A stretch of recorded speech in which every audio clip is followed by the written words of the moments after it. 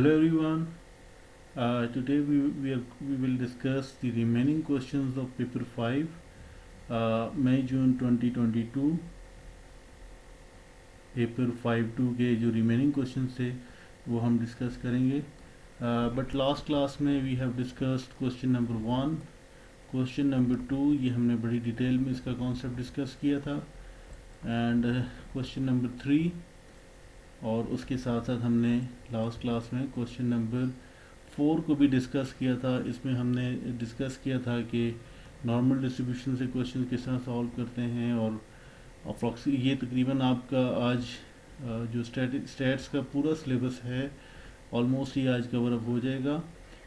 इस बिकॉज ये बड़ा अच्छा पेपर था, इसमें उन्होंने तकरीबन सारे ही कॉन्सेप्ट्स दिए हैं नॉर्मल डिस्ट्रीब्यूशन के, बायनॉमियल डिस्ट्रीब्यूशन के. नॉर्मल के तो हम डिस्कस कर चुके थे, और नॉर्मल में भी हम ये दोनों कॉन्सेप्ट डिस्कस कर चुके हैं लास्ट क्लास में. वो आप अगर आपने वीडियो लेसन मिस किया तो you can see the link in the description कि जी की वैल्यू प्रोबेबिलिटी से किस तरह फाइंड करनी है, और प्रोबेबिलिटी से जी की वैल्यू किस तरह फाइंड करनी है, और जी से प्रोबेबिलिटी किस तरह फाइंड. दोनों केसेस आपने नॉर्मल में डिस्कस किए थे. आज हम क्वेश्चन नंबर 5 से स्टार्ट करेंगे. So let's start our class. Now let's read the question number 5. In a large college, 28% of the students do not play any musical instrument. 52 plays exactly one. 52% plays exactly one musical instrument, and the remainder play two or more musical instruments. A random sample of 12 students from the college is chosen. Okay. Find the probability that more than 9 of these plays at least one musical instrument. Okay, find the probability that more than 9 of these plays at least one musical instrument. तो सबसे पहले तो हमें एक चीज़ समझ में आ गई कि a random sample of 12 students chosen. So इसका मतलब ये है कि ये आपके पास क्या है, ये बायनोमियल डिस्ट्रीब्यूशन है, बिकॉज रिपीटेड आपके पास है, और रिपीटेड आपके पास बिकॉज आप फर्स्ट स्टूडेंट पिक किया, सेकंड पिक किया, third. Find the probability that more than 9 of these place. So आपके पास अब अगर हम अपने बायनोमियल डिस्ट्रीब्यूशन को देखें, so X will be X यानी कि data is binomially distributed such that total आपके पास 12 हैं, और सक्सेस के राइट आपके पास क्या है, सक्सेस इसमें क्या है, at least one musical instrument. So at least one musical instrument की प्रोबेबिलिटी क्या होगी, प्रोबेबिलिटी ऑफ, ये हमारी रिक्वायरमेंट है, एटलीस्ट वन म्यूजिकल इंस्ट्रूमेंट. सो ये हमारे पास हैं कितने हैं आपके पास, 1 माइनस जो डू नॉट प्ले है, डू नॉट प्ले की प्रोबेबिलिटी क्या है, 0.28. so 1 minus 0.28, so this will be 0.72, which means that this will be 0.72. Let me remove this thing. This will be 0.72, ये इसकी है. सो अब हम इसको अगर हम देखें, क्योंकि बायनोमियल डिस्ट्रीब्यूशन में हमेशा आप ये लिखते हैं इस फॉर्म में कि n और p. ओके, नाउ अब हमने फाइंड क्या करना है, हमने फाइंड करना है कि प्रोबेबिलिटी ऑफ x हमारे पास क्या है, एटलीस्ट. सो x ग्रेटर देन 9, तो ये हमने फाइंड करना है. मोर देन 9 की प्रोबेबिलिटी हमने फाइंड करनी है. तो नॉट मोर देन 9 का मतलब ये है कि probability of x greater than and equals to 10, ऐसे ही है. अब इसका मतलब क्या है, इसका मतलब ये है probability of x is equals to 10 plus probability of x is equals to 11 plus probability of x is equals to 12 तक जाएंगे, बिकॉज मैक्सिमम आपके पास 12 ही हैं. So that is why 12 students तक जाएंगे. सो अब हमें ये पता है कि इसका फॉर्मूला क्या है नॉर्मल डिस्ट्रीब्यूशन के केस में. नॉर्मल डिस्ट्रीब्यूशन के केस में आपके पास this will be NCR into P power R into q power n minus r. तो ये आपको ये फार्मूला होता है फॉर बायनोमियल डिस्ट्रीब्यूशन के लिए और बायनोमियल के लिए ये फार्मूला होता है। सो यहाँ पे अगर आप फर्स्ट केस में देखें सो n आपको पता है, n ये है आपके पास n, सो n 10 है, सो 10 c, r इस फर्स्ट केस में 10 है, 10 c 10 इंटू पी की वैल्यू 0.72, और अगर p 0.72 है तो q क्या होगा, इसकी पावर आपके पास r की वैल्यू इस केस में 10 है, 0.28 whole power 12 minus 10 plus second case के लिए देखो तो सेकेंड केस में क्या होगा, ये हम सेकेंड केस फाइंड कर रहे हैं। n आपके पास 12 है, so this should be okay, so 12c11 into 0.72 power r आपके पास 11 है इस केस में, 0.28 होल पावर 12 माइनस 11, और लास्ट के लिए अगर आप देखें सो लास्ट आपके पास क्या होगा, 12c12 into 0.72 whole power 12 into 0.28 whole power 12 minus 12। तो जब आपने कैलकुलेटर पे ही सॉल्व करना है तो इसका आंसर आपके पास आएगा x ग्रेटर देन 9। तो फर्स्ट पोर्शन का आंसर मैं फर्स्ट किस तरह करता हूँ कि आपको कैलकुलेटर पे फाइंड करना बता देता हूँ और बाकी फिर आप खुद फाइंड कर लेंगे।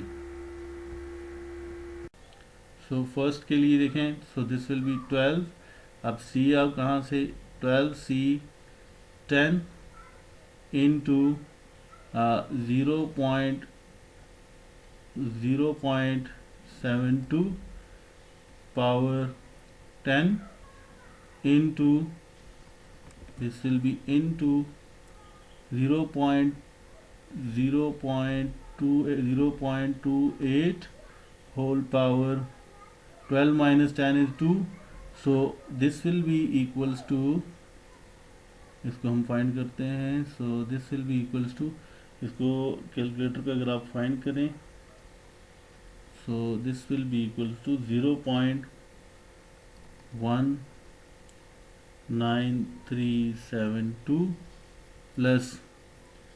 0.090573 plus again 0.019408।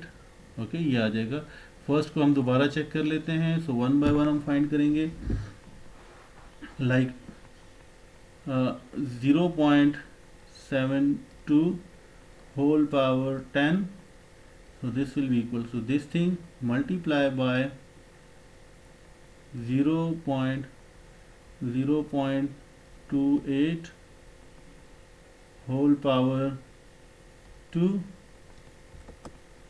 bracket close multiply by, now this will be 12, shift C, R is 10 bracket close 0.19372। तो ये आपका फर्स्ट का आंसर ये आ रहा है, ठीक है। इसी तरह बाकी सारे भी आप फाइंड करेंगे और आपका जो फाइनल आंसर होगा दैट विल बी, इन सबको जब आप ऐड करेंगे probability of x greater than 9 will be equals to, अगर हम चलें ऐड कर लेते हैं, plus 0.090573 plus 0.019408, so this will be equals to 0.3037, so 3 significant figure से करें तो 0.304, so this will be the final answer।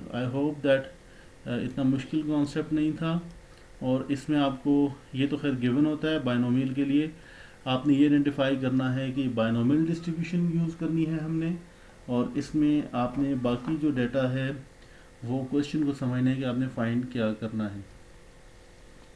Now let's move on to the next question. A random sample of 90 students from the college is chosen.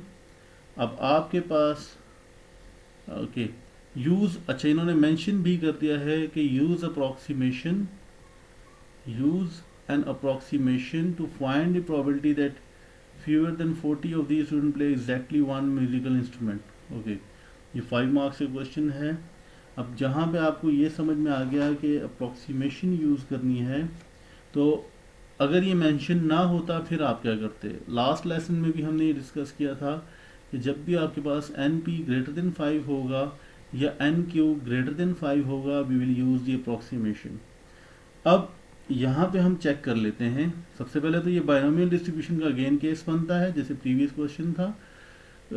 तो y is binomially distributed such that n आपके पास 90 है और p आपके पास अब 1. अब p इस case में थोड़ा सा चेंज होगा, इस चीज़ का बहुत ख्याल रखना है. यूजुअली जो p आप प्रीवियस पार्ट में ले रहे थे वही लेते हैं.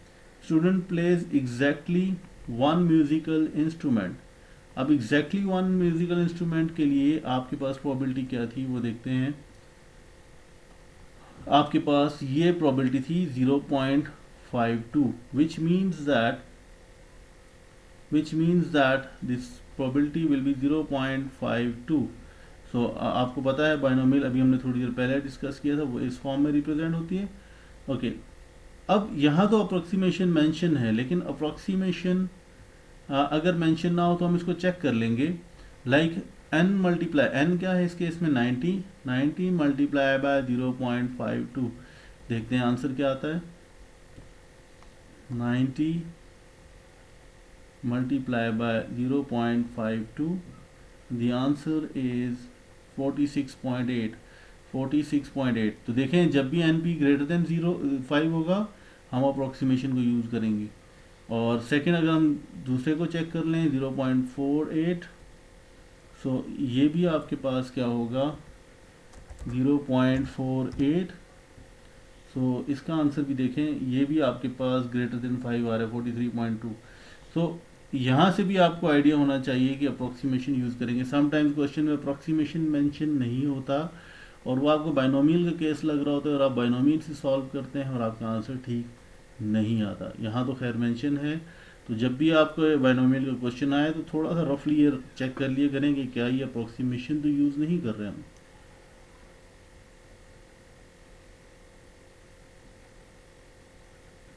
ओके अब हम इस क्वेश्चन पे आ जाते हैं कि अब हमने फाइंड क्या करना है. हमने फाइंड ही करना है कि probability of y less than 40, because fewer than 40 means कि ये हमने फाइंड करना है लेस देन 40. तो अब यहाँ पे हमें एक चीज़ तो समझ में आ गई कि पहली बात तो ये है कि हमने हमने नॉर्मल डिस्ट्रीब्यूशन को यूज़ करना है. तो अब नॉर्मल डिस्ट्रीब्यूशन में हमें दो चीज़ें चाहिए होती हैं. एक हमें मीन चाहिए होता है और एक हमें स्टैंडर्ड डेविएशन चाहिए होती है. तो अब मीन का फॉर्मूला आपके पास इस केस में क्या होता है, वो है आपके पास NP. तो NP आप हम फाइंड कर चुके हैं 46.8. ओके और स्टैंडर्ड डेविएशन क्या है आपके पास, इसका फॉर्मूला होता है वेरिएंस का NPQ. सो NPQ किसके इक्वल हो गया, इसको अगर हम मल्टीप्लाई करें तो n आपके पास 90 है. 90 मल्टीप्लाई बाय p क्या है 0.52 मल्टीप्लाई बाय 0.48. सो ये आपके पास आंसर आ गया 22.464. तो ये दो वैल्यूज़ आपके पास आ गई. तो आपके पास जो ये केस बनता है, ये अब क्या केस बन रहा है, ये बन रहा है आपके पास नॉर्मली डिस्ट्रीब्यूटेड और 46.8 और 22.464 का स्क्वायर और बाकी सारी वैल्यूज़ भी आपको पता है. Now for less than 0.52 46। अब हमने यहाँ पे हमने किसको यूज़ करना है, हमने अप्रॉक्सीमेशन को यूज़ करना, हमने नॉर्मल डिस्ट्रीब्यूशन को यूज़ करना है और अप्रॉक्सीमेशन को यूज़ करना है। तो अब हम यहाँ पे ये क्या कर सकते हैं, पहली चीज़ तो ये देखें कि what does this statement means. ये बड़ा इंपॉर्टेंट पॉइंट जो अप्रॉक्सीमेशन का प्रोसेस मैं आपको बता रहा हूँ, ये बड़ा इंपॉर्टेंट पॉइंट है कि पहली चीज़ तो आपने ये आइडेंटिफाई कर लिया कि अप्रॉक्सीमेशन यूज़ करेंगे। दूसरी बात यह है कि लेस देन, सिर्फ लेस देन है, लेस देन 40 होगा। तो लेस देन 40 का मतलब ये है कि आपने इसमें से 0.5 को माइनस करना है। इसकी मिसाल कुछ इस तरह से है कि ये आपके पास एक नंबर लाइन है 40। अगर ये होता आपके पास लेस देन 40 है, तो आप इसमें से 0.5 को माइनस करेंगे तो x आपके पास 39.5 होगा। और अगर ग्रेटर देन होता तो फिर ये 40.5 होगा। और अगर ये less than and equals to होता, ये डिफरेंट केसेस हैं, ये आपने याद रखने हैं और कॉमन सेंस भी यूज़ करना है, बिकॉज ये बड़ा इंपॉर्टेंट पॉइंट है इसमें कि अगर आपके पास हो less than 40, y is less than 40, फिर तो ये करेंगे। अगर आपके पास हो y इज़ ग्रेटर देन 40, फिर आप क्या करेंगे, 0.5 को ऐड करेंगे, 0.5 को ऐड करेंगे और यहाँ से आपका रिक्वायर्ड डेटा स्टार्ट हो रहा है। और अगर आपके पास हो y is greater than and equals to 40, फिर आपको ऐड करने की ज़रूरत नहीं है, फिर ये 40 है तो 40 यहीं से ही स्टार्ट होगा, 0.5 ऐड ना करें। और अगर लेस है तो फिर भी आप ऐड और सब्ट्रैक्ट ना करें। सिर्फ इन दो केसेस में आपने देख लिया कि आपने क्या करना है कि 0.5 ऐड कब करना है और 0.5 माइनस कब करना है। अब इस केस में भी लेस देन है, तो इसलिए हमारे पास जो y की वैल्यू होगी, मीन्स की जो हमारा x की वैल्यू होगी, that will be z will be equals to 39.5 minus mu है आपके पास 46.8 डिवाइडेड बाय सिग्मा की वैल्यू है आपके पास 22.64। तो यहाँ से अगर हम सिग्मा निकालें तो सिग्मा आपके पास क्या है, स्क्वायर रूट ऑफ 22.64। तो इसको यहीं पे लिख लेते हैं, स्क्वायर रूट ऑफ 22.64 464, यस ये है आपके पास। तो अब यहाँ से अगर हम z की वैल्यू कैलकुलेट करें तो z आपके पास क्या आ जाएगा, 39.5 minus 46.8 divided by square root of 22.6464। So this will be equals to minus 1.54, okay, minus 1.54, 46.8, 39.5, so minus 1.54, okay. So now अब तो ये सिंपल हो गया, probability of z less then minus 1.54। अब आगे बिल्कुल वही कॉन्सेप्ट है जो लास्ट क्वेश्चन में भी डिस्कस किया था कि आपके पास डाटा सिमेट्रिकल है, मीन्स कि आपने फाइंड क्या करना है, आपने ये डाटा फाइंड करना है less than 1.54।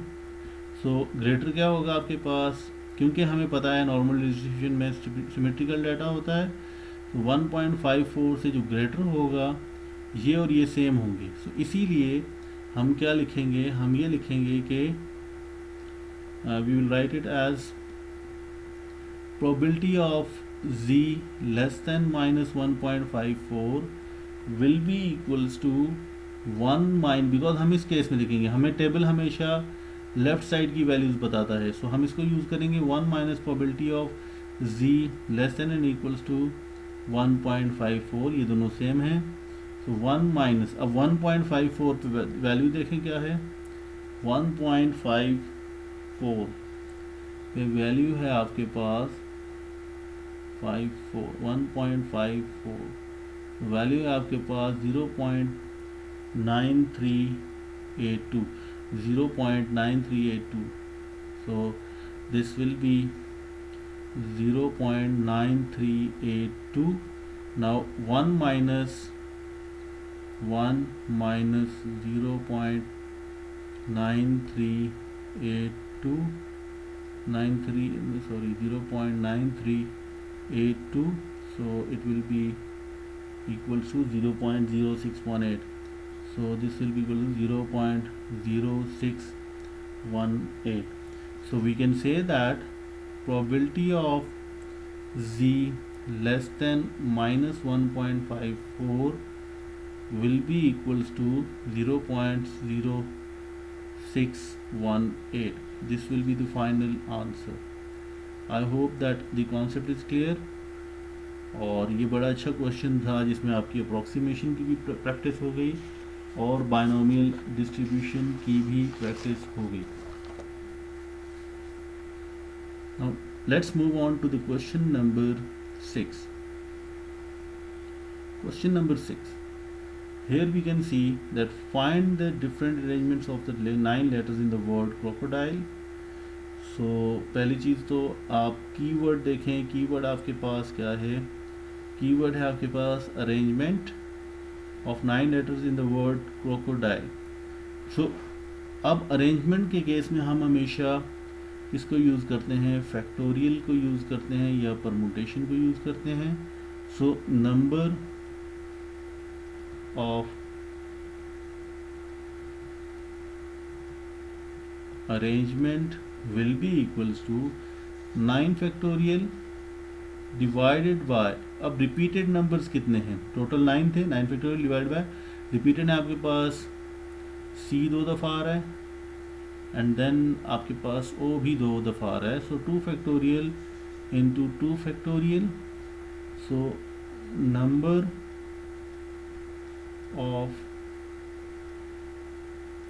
Arrangement will be equals to 9 factorial 9 factorial 9 factorial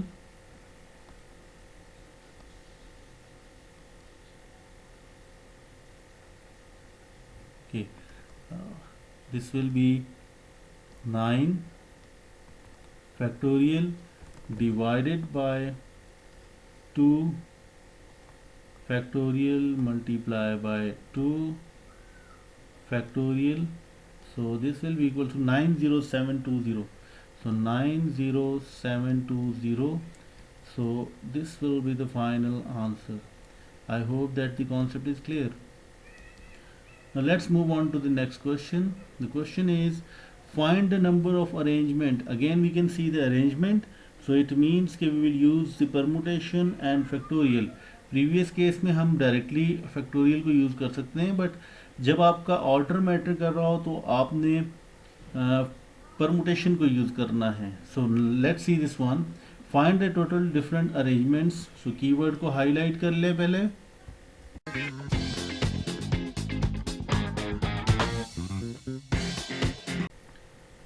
so keyword आपके पास एक है arrangements. crocodile, 9 letters in which there is a C at each end and the twos are not together. Okay, and the twos are not together. अब condition हमें given है. तो सबसे पहले तो आपके पास स्पेसिस कितनी है? 1 2 3 4 5 6 7 8 9. 9 स्पेसिस हैं और कंडीशन आपको क्या गिवन है? कंडीशन आपको गिवन है कि there is C at each end. So C आपके पास दोनों एंड्स पे हैं. The two O's are not together. इसका मतलब ये है कि अगर पहला ओ यहाँ पे आएगा तो नेक्स्ट यहाँ नहीं आ सकता. नेक्स्ट ओ इनमें से किसी भी स्पेस पे हो सकता है. सो अब हम देखते हैं one by one. So for ओज जो हमारे पास ओज हैं उसके लिए ज़रा लिखें तो आपके पास कितनी स्पेसेस हैं? आपके पास 1 2 3 4 5 6. तो 6 स्पेसेस पे आपके पास ओ आ सकता है. तो 6p टोटल नंबर ऑफ ओज कितने हैं? 2 हैं. सो 6p2 मल्टीप्लाई बाय. अब हम रिमेनिंग लेटर्स के लिए लिखें. रिमेनिंग लेटर्स, ये तो हमने सिर्फ ओ के लिए लिख दिया कि अगर 9 स्पेसेस में से आपके पास आपको ये पता है कि दो सीज के लिए ख़त्म हो गए स्पेसेस, दो आपके पास ओज के लिए ख़त्म हो गए, तो टोटल 4 स्पेसेस आपकी ख़त्म हो गई। सो रिमेनिंग स्पेसेस कितनी है आपके पास?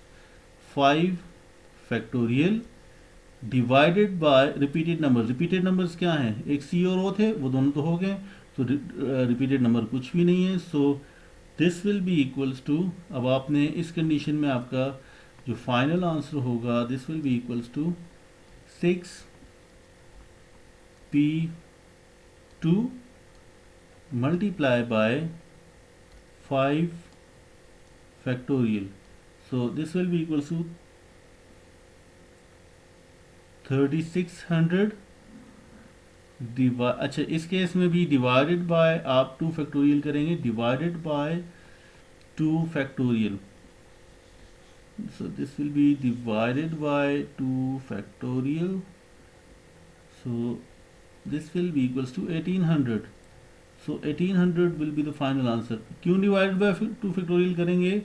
बिकॉज आपके पास, आपको ये पता है कि 6p2 जब आप 6 चूज कर रहे थे तो वहाँ पे आपके पास ओज कितने हैं? 2 हैं, और दोनों रिपीटेड नंबर्स हैं।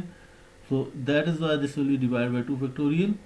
सो 1800 will be the final answer. I hope that the concept is clear.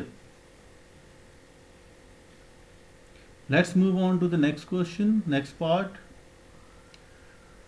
4 letters are selected from the 9 letters in the word crocodile. Find the number of selections. Now the key word here is selection.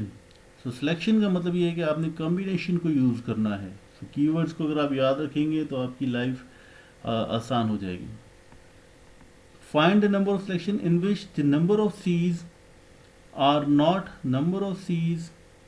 not the same as the number of O's. Okay.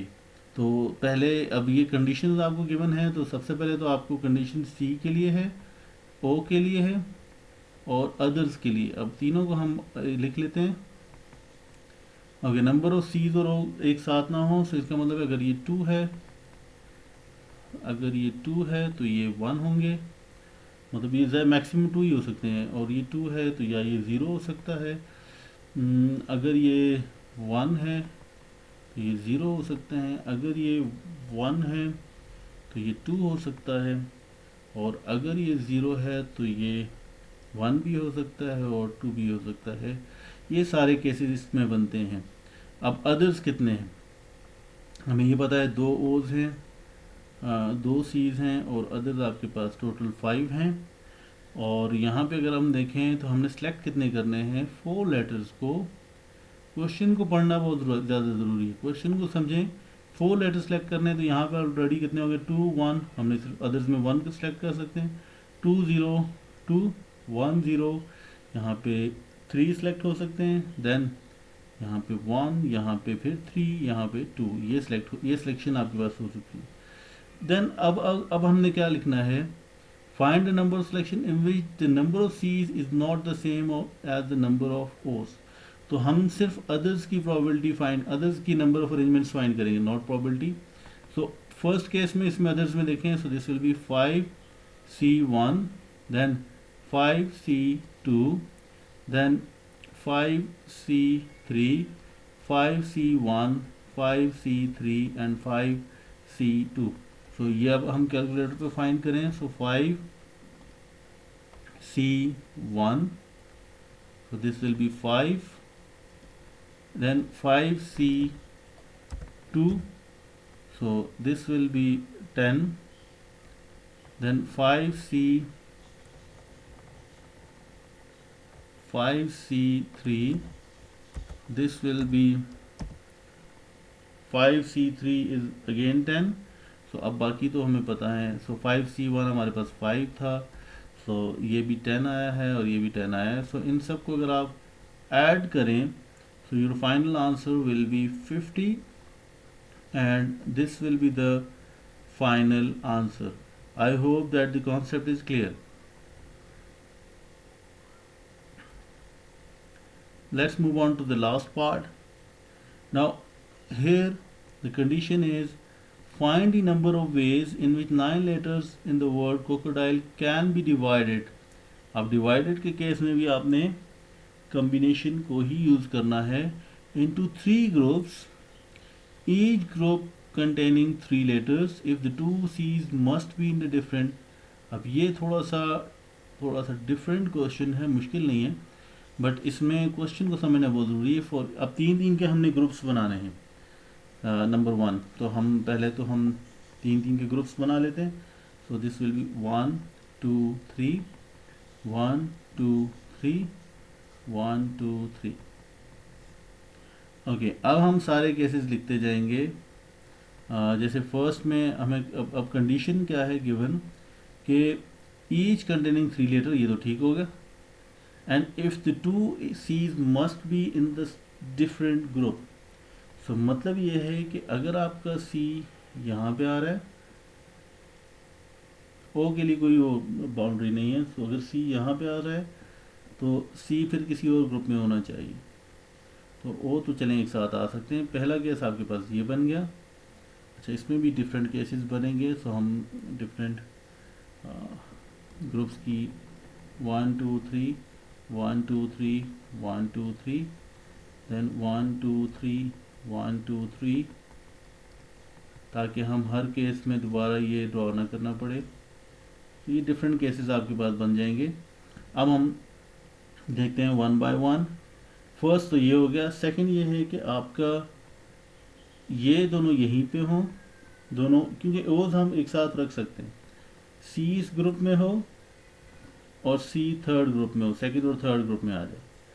Third ये हो सकता है आपके पास कि एक O और C first group में हो, फिर आपके पास C लास्ट ग्रुप में हो, और दूसरा ये हो सकता है कि फर्स्ट और सेकंड ग्रुप में हो, ये C हो। ओके, तो अब हम फाइंड करते हैं 1 बाय 1 इनकी number of arrangements, sorry not number of different selections, arrangement का वर्ड। ओके, अब हम फर्स्ट केस में देखें तो फर्स्ट केस में ऑलरेडी 4 स्पेसेस ऑलरेडी ऑक्यूपाइड हैं, और हमारे पास जो रिमेनिंग स्पेसेस हैं वो हैं 5, मतलब 5 पे हमने सिलेक्शन करना है। सो 5C। अब कितनी सिलेक्शन करनी है हमने? 5 पे अब रिमेनिंग लेटर्स देखें क्या है। 3 का ग्रुप्स है। Find the number of ways in which 9 letters can be divided into 3 groups each containing. Okay, 5 हैं और आपके पास 2 ग्रुप्स हैं। सो आप 5C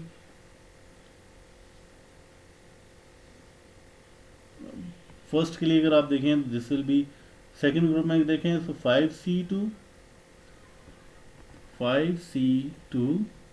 and then next one में अगर आप देखें तो आपके पास अब यहाँ पे भी देखें तो फर्स्ट ग्रुप के लिए तो 1 अरेंजमेंट है, तो 5C1 मल्टीप्लाई बाय सेकंड के लिए आपके पास है if the 2 C's must be in a different group each containing 3 letters। so next one will be, एक तो आपने ऑलरेडी सेलेक्ट कर लिया, so 4C2, yes 4C2 होगा सेकंड ग्रुप के लिए, and then the next one last one में, second last में, so this will be 5C1 multiply by 4C2। Okay, इसको मैं थोड़ा सा इसको रिपीट कर लेता हूँ बिकॉज ये कॉन्सेप्ट आपको ये है। बेसिकली फर्स्ट ग्रुप के लिए तो नंबर ऑफ अरेंजमेंट अगर हम फर्स्ट केस में देखें तो सिंपल सी है, इसके लिए तो एक ही नंबर ऑफ अरेंजमेंट है। सेकंड के लिए अगर आप फर्स्ट में देखेंगे तो ये आपके पास है 5, आपके पास रिमेनिंग लेटर्स हैं और 2 स्पेसेस आपने सेलेक्ट करनी थी, इसलिए 5C2 मल्टीप्लाई बाय। लास्ट में आप देखें तो आपके पास अब 6 सेलेक्ट हो चुके हैं, 3 रहते हैं, सो this will B 3C3। So 3C3 का मतलब ये है कि आपके इसका आंसर 1 के इक्वल होता है, इसलिए हमने सिर्फ 5C2 को लिखा है। अगर आप यहाँ 3C3 लिख भी दें तो वो आंसर ये this will be equals to 1, इसलिए हमने इसको मेंशन नहीं किया और फर्स्ट को भी मेंशन नहीं किया बिकॉज वो 1 के इक्वल ही आ रहा है। आई होप कि ये बात आपको समझ आ गई है। सिमिलरली सेकंड में देखें तो 5C1 स्पेस के लिए और देन 4C2 और लास्ट में आपके पास 2 बनता है, वो 1 के इक्वल था, वो लिखा ही नहीं है हमने। ठीक है, और सिमिलरली इनके केसेस में भी यही है। अब लास्ट वन पे आ जाएं। लास्ट वन में देखें इस स्पेस के लिए आपके पास कितना है, that will be 5C1 multiply by. Second group के लिए देखें तो अब आपकी सिलेक्शन कितनी होगी, 5 सेलेक्ट हो गए, so that will B 4C1। एक चीज़ याद रखें कि इन दोनों ग्रुप्स में आपके पास रिपीटेड ग्रुप भी हो सकता है, तो that is why divide by 2 करेंगे, मल्टीप्लाई बाय लास्ट ग्रुप के लिए देखें तो लास्ट ग्रुप में क्या होगा, 3C3 है, 3C3 वो लिखने की ज़रूरत ही नहीं है, तो डायरेक्टली इनकी वैल्यूज़ कैलकुलेट करें। सो फर्स्ट के लिए आपके पास that will B 10, 30 and the last one will be 10, so the final answer will be 80. So 80 will be the final answer. I hope that the concept is clear. Okay, इसका एक second method भी है, but I think ये ज़्यादा बेहतर है। इसको हम डायरेक्टली भी कर सकते हैं, मींस कि हम सेकंड मेथड को थोड़ा सा डिस्कस कर लेते हैं डायरेक्टली। सेकंड मेथड एक और इसको तरीके से भी हम इस क्वेश्चन को अटैम्प्ट कर सकते हैं। मैं यहाँ मेंशन कर देता हूँ second method. So second method हम थोड़ा सा डायरेक्टली करेंगे।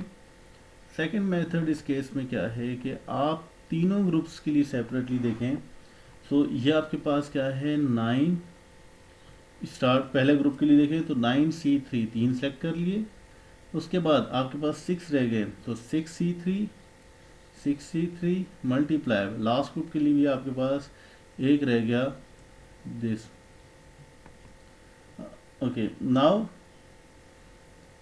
आपके पास टोटल रिपीटेड नंबर्स कितने हैं, रिपीटेड ओज आपके पास 2 हैं, रिपीटेड सीज आपके पास 2 हैं, और 3 ग्रुप आपके पास हैं, तो that is why divide by 3 करेंगे। तो इसको सिंप्लीफाई करें, your answer will be 140। Okay, तो ये आपके पास आंसर इसका आ गया 140। और सेकंड इसमें अगेन आप अप्लाई करें इसको, तो अगेन आप इसमें तीनों केसेस का अलग अलग, ये तो टोटल आपको बता रहा है कि टोटल अरेंजमेंट्स इतने। अब इन कंडीशंस के अकॉर्डिंग अगर आप देखें, सो आपके पास क्या होगा, स्पेस थोड़ी सी कम है लेकिन चले हम इसको यहीं पे बनाने की कोशिश करते हैं। आपके पास 3 केसेस हो सकते हैं। एक तो ये हो सकता है कि आपके पास 5C2, ठीक है, मल्टीप्लाई बाय, बेसिकली ये हो ये रहा है, मैं इसको रिमूव कर देता हूँ, स्पेस हमारी ये 80 हमारा आंसर आ गया था, तो थोड़ा सा स्पेस के लिए मैं ये कर रहा हूँ। इसको आप ये लिख सकते हैं लाइक 1 2 3 4 5 6 7 8 9, देन सेकेंड है आपके पास 1 2 3 4 5 6 7 8 9, और तीसरा जो है वो आपके पास है 1 2 3 4 5 6 7 8 9। तो अब यहाँ पे आप देखें तो आपके पास क्या केस हो सकता है, दोनों सीज एक साथ लिख लें। हम एक साथ की प्रोबेबिलिटी निकाल रहे हैं, अरेंजमेंट निकाल रहे हैं, और फिर उसको टोटल में से माइनस कर देंगे। या ये हो सकता है पहले ग्रुप में दोनों सीज एक साथ आ जाएं, या ये हो सकता है दोनों सीज एक साथ हों और यहाँ पे कुछ और हो, या ये हो सकता है दोनों सीज एक साथ हों और दोनों ओज डिफरेंट पोजीशंस पे हों। एक तरीका ये है। तो अब फर्स्ट केस में अगर आप देखें तो यहाँ पे 2 स्पेसिस हैं और 5 हैं, तो 5C2 मल्टीप्लाई बाय लास्ट में अगर आप देखो, so this will be equals to 3C3। Second में देखो आप तो यहाँ पे आपके पास बन गया 3C1 बिकॉज 3C1, और सेकंड ग्रुप के लिए आपके पास 4C1 लास्ट के लिए 3C3। और सिमिलरली लास्ट केस में देखें तो यहाँ पे आपके पास 5C1 एंड देन आपको सेकंड केस में आपके पास 4C2, दो स्पेसेस हैं 4C2 and then last one will be 2C2। So first में आपके पास आंसर आ गया 10, 20 एंड 30। सो ऐड करें तो 60। सो टोटल जो आपका केस है दैट विल बी 140 माइनस 60। सो इस केस में भी आपका आंसर 80 ही आएगा। तो दोनों मेथड से आपका आंसर सेम ही आएगा। आई होप कि ये कॉन्सेप्ट इसका क्लियर है। फिर भी अगर कोई डाउट होगा तो you can ask it in the comment section. पहले मेथड को हमने बड़े डिटेल में डिस्कस किया है और दूसरे मेथड में थोड़ी स्पेस हमारे पास नहीं थी, बट अगर आपको आई होप कि आइडिया इसका मिल गया है। Now let's move on to the next question, question number 7.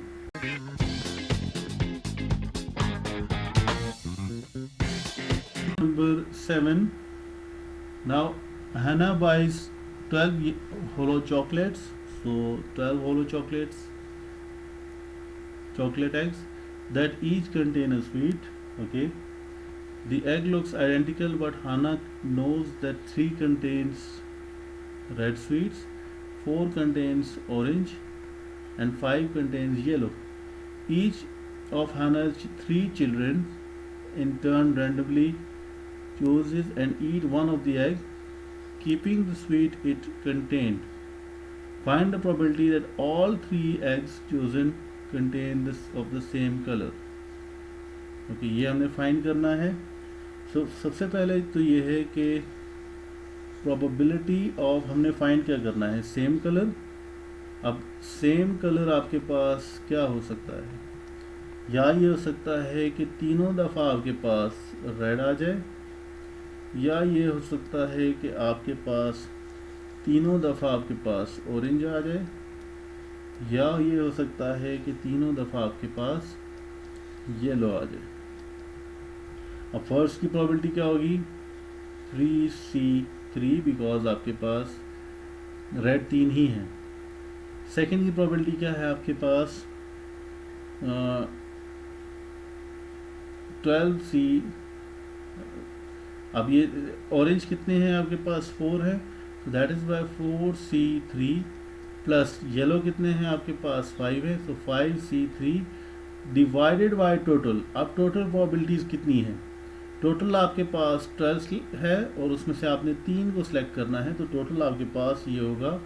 सो इसको अगर हम फाइंड करें, so this will be equals to now 3C3 plus 4C3 plus 5C3 divided by 12C3 12C3.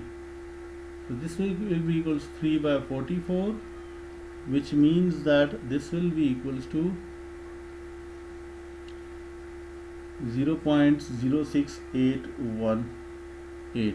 So इसका मतलब ये है कि probability of same color will be equals to 3 by 44 या 0.0682. This will be the final answer. Okay. Second ये है कि हम इसमें एक और ये कम कर सकते हैं कि हम इसमें सेकेंड मेथड जो यूज़ कर सकते हैं, दैट विल बी, ये भी देख लेते हैं। ये तो हमने कम्बिनेशन से किया है। सेकेंड मेथड को देखें अगर आप, सो प्रोबेबिलिटी ऑफ रेड क्या होगी आपके पास, probability of red will be equals to, अब रेड कितनी है आपके पास, फर्स्ट केस में आपके पास 3 by 12, अब एक आपके पास कम हो गया, सो दिस विल बी 2 by 11, एक आपके पास मज़ीद कम हो गया, सो 1 by 10। ओके, सेकंड अगेन आप देखें, so probability of yellow yellow yellow, अब येलो कितने हैं आपके पास, 4 हैं, सो 4/12 मल्टीप्लाई बाय 3/11 और थर्ड केस में भी 2/10। इससे आगे आप फर्दर इसलिए लिखें बिकॉज आप 3 ही दफ़ा चूज़ कर रहे हैं। Similarly probability of orange orange orange, so ये आपके पास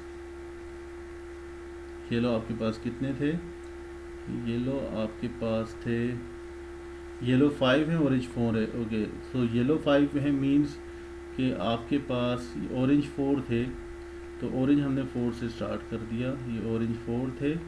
अब येलो 5 हैं आपके पास, तो फर्स्ट 5 में से आपने टोटल 12 है, देन 4 में से 11 एंड देन 3 में से 10। ओके, नाउ अब इसको अगर हम फाइंड करें, so this will B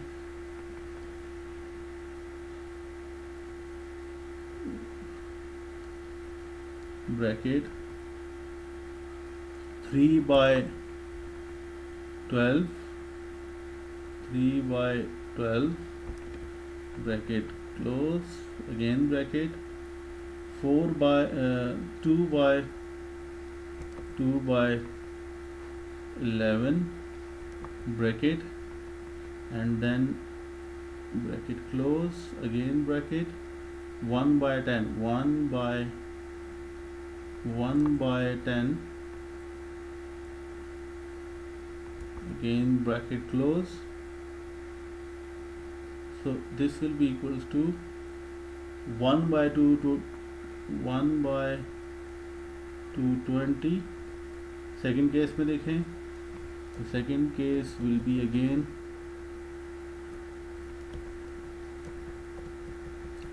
second case will be 4/12 multiply by 3/12 multiply by 2/10, so this will be equals to 1/55 and the last one is again 5/12 then 4/11 then 3/10 1/22 अब तीनों को अगर आप ऐड करें plus 1/55 plus 1/220, so this will be equals to 3/44। इन सबको add किया तो 3/44 which means 0.0682, so this will be the final answers। दोनों में थे, जो मेथड आपको इजी लगता है, जिस मेथड से आप कंफर्टेबल फील करें उससे आप इसको सॉल्व कर सकते हैं। Let's move on to the next question। Find the probability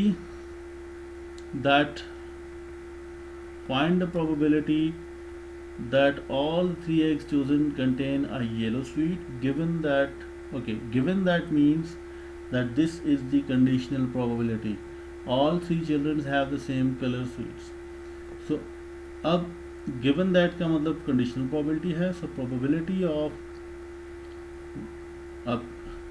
3 egg chosen contain a yellow sweets, so y is equals to 3, ये probability, given that 3 children have same colors, so given that same color, so this will be equals to probability of 3 eggs and intersection है and same colors divided by probability of same color,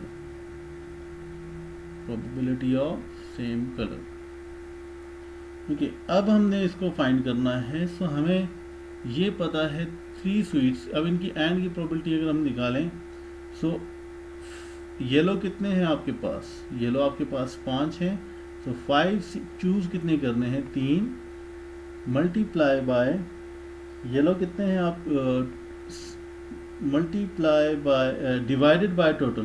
तो ये तो हमने yellow and same colour के बता दिया कि 5C3, तो 3 हो और वो येलो हो और उसकी डिवाइडेड बाय टोटल आपके पास कितने हैं,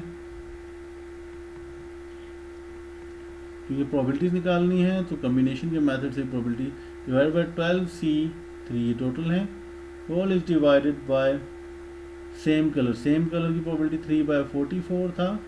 तो इसका आंसर आपके पास क्या आ गया, ये हम निकालते हैं ब्रैकेट, तो अगेन यहाँ bracket, so this will be 5C3 divided by 12C3 whole is divided by 3/44। So यहाँ पे मैं लिख देता हूँ 3/44,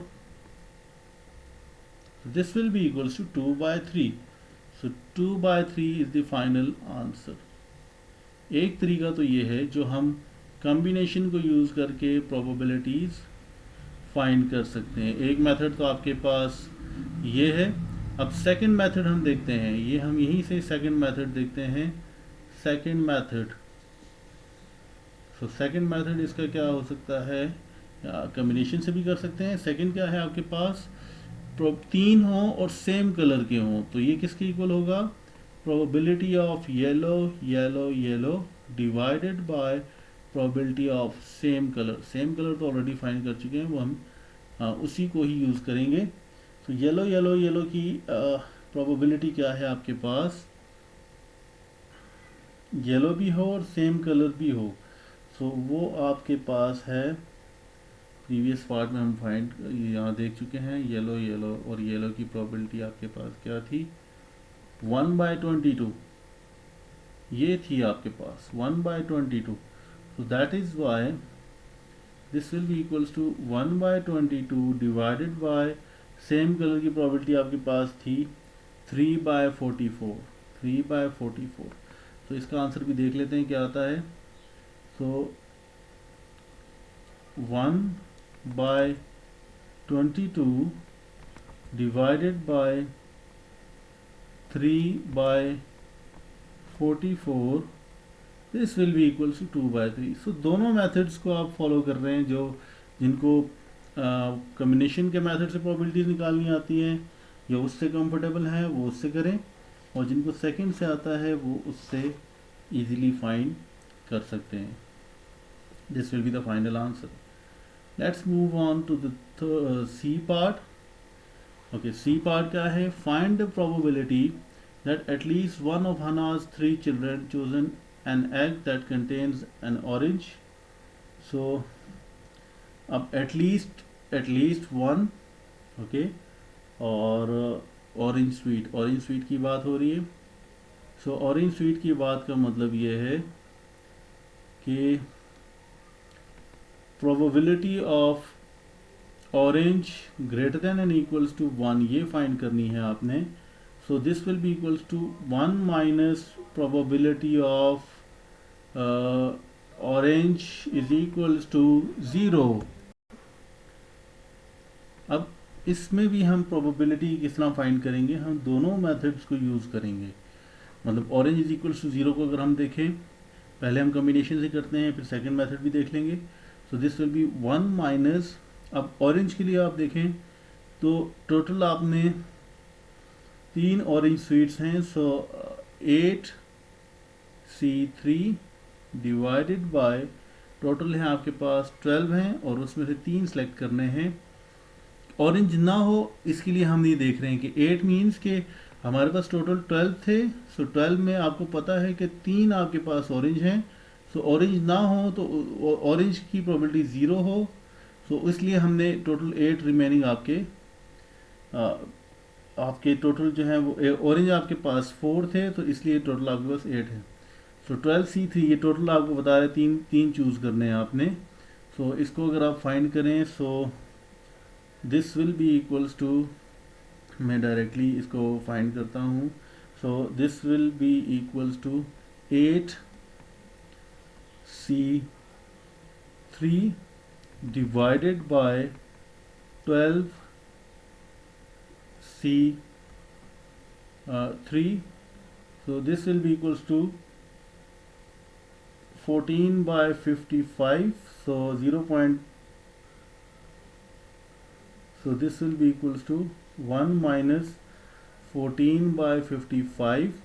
तो फर्दर सिंप्लीफाई करूँ तो इसको अगर मैं 1 माइनस आंसर कर दूँ तो this will be equals to 41 by 55, 41 by 55, so इसका मतलब ये है 0.745, 0.745 will be the final answer. इसी तरह हम अगर सेकेंड मेथड को यूज़ करें जो हम नॉर्मली करते रहे हैं इससे पहले, इस क्वेश्चन में हमने दोनों मेथड्स को डिस्कस कर रहे हैं बिकॉज कुछ जो हैं वो कम्बिनेशन के मेथड से कंफर्टेबल होते हैं। सो नो ऑरेंज की प्रोबेबिलिटी क्या होगी, मतलब आपको पता है कि 4 हैं तो 4 में से पहले केस में जब चूज़ करेंगे तो 8 बाय 12 है, सेकंड केस में जब सेलेक्ट करेंगे तो 7 बाय 11 हो गया, नेक्स्ट केस के लिए 6 बाय 10 बिकॉज एक तो आप चूज़ कर ही चुके हैं इसमें से। So this will be equals to, अब इसको अगर हम फाइंड करें so this will be equals to 8 by 12 into 7 by 11 into 6 by 10, okay 14 by 55, 14 by 55 again आ गया। अब आपने एटलीस्ट 1 ऑरेंज चूज़ करना है, एटलीस्ट मीन ग्रेटर कुछ भी हो सकते हैं, तो हमने नो ऑरेंज को माइनस कर देंगे, at least 1 orange will be equals to 1 minus 14 by 55। So इसका आंसर भी अगर आप 1 माइनस आंसर कर दें so this will be equals to 41 by 55, ये 0.41 बाय 55, ये 0.745, so this will be the final answer. I hope कि ये कॉन्सेप्ट क्लियर है। Let's move on to the next question. I think that is it for today, but इसमें this is a very important paper. आज की class में हमने question number 5 से onward discuss किया है, और ये हमारे पास क्वेश्चन नंबर 5 हमारे पास बायनोमियल का केस था, तो इसका सेकंड पार्ट अप्रॉक्सीमेशन का था। इसका नेक्स्ट जो पार्ट था वो हमारे पास परमुटेशन एंड कम्बिनेशन से था, तो इसमें भी हमारे पास डिटेल में सारे क्वेश्चंस थे, और लास्ट जो था वो हमारे पास प्रोबेबिलिटी का था, और प्रोबेबिलिटी में भी हमने फिर सारे केसेस दोनों मेथड से डिस्कस किया कि प्रोबेबिलिटी आप किस तरीके से फाइंड कर सकते हैं, और हर क्वेश्चन को हमने दोनों मेथड्स पे चेक किया है कि आप किस तरीके से प्रोबेबिलिटी फाइंड कर सकते हैं। आई होप कि ये कॉन्सेप्ट क्लियर है, और लास्ट पार्ट में याद रखेंगे जिसको जो मेथड इजी लगता है वो उसको अडॉप्ट कर सकता है। सो आज हमने मई जून 2022 का पेपर 5 डिस्कस किया है, और इसका हमने क्वेश्चन नंबर 5 से लेके क्वेश्चन नंबर 7 तक डिस्कस किए हैं। अगर आपका कोई भी क्वेश्चन हो तो you can ask it in the comment section, और अगर आपने कोई लेसन मिस किया है तो वो भी आप उसका लिंक कमेंट सेक्शन में देख सकते हैं। Thank you.